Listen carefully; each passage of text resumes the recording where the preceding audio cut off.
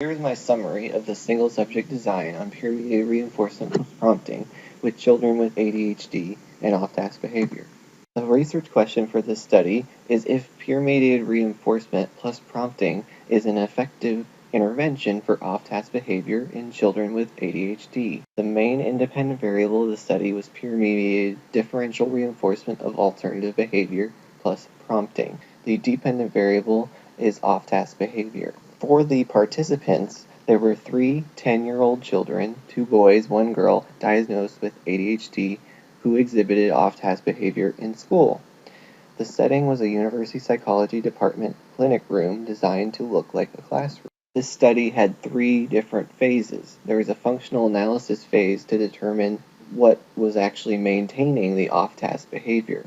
In it, peer attention was examined, teacher attention, and task demand was analyzed to see how they affected off-task behavior. And upon analysis, they found that the presence of peer attention was more greatly associated with off-task behavior than the other factors. So for the baseline phase, they conducted 10-minute sessions using partial interval sampling for off-task behavior while completing math problems. The treatment phase, they were paired with a trained peer to complete math problems, and they were told to work on it.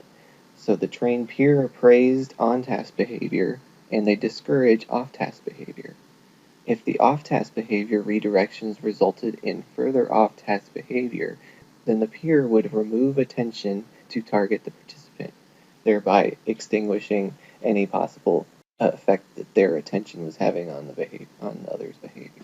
So the results for this study, on 2 of the 3 participants, off-task behavior reduced significantly with just the peer mediation intervention.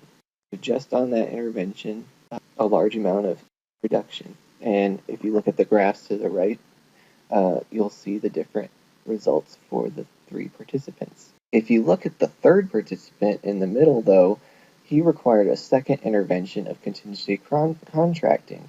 And based on his treatment phases, especially the treatment phase where he had alternating treatments of peer-mediated DRA and contingency contracting, you could argue that the second intervention of contingency contracting would account for most of the behavior change when the 2 interventions were combined. So for my critique, based on the results of 2 of their participants, this intervention appears to have promise in reducing off-task behavior and increasing on-task behavior, especially when the behavior is being maintained by peer attention. In the intervention, they also account for the possibility of this backfiring when even off-task redirections might produce off-task behavior.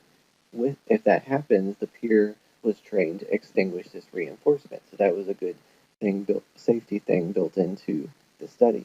Now for the negatives, we have for the methods section, there was not good enough detail, especially on the functional analysis and baseline stages of the study, for others to be able to replicate the methods. The second problem I found was in the results.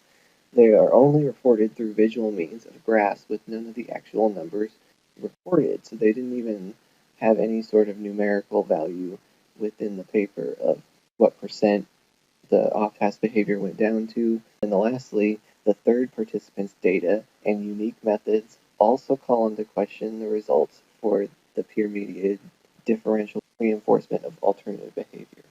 The participant's baseline data is also a strange phenomenon in his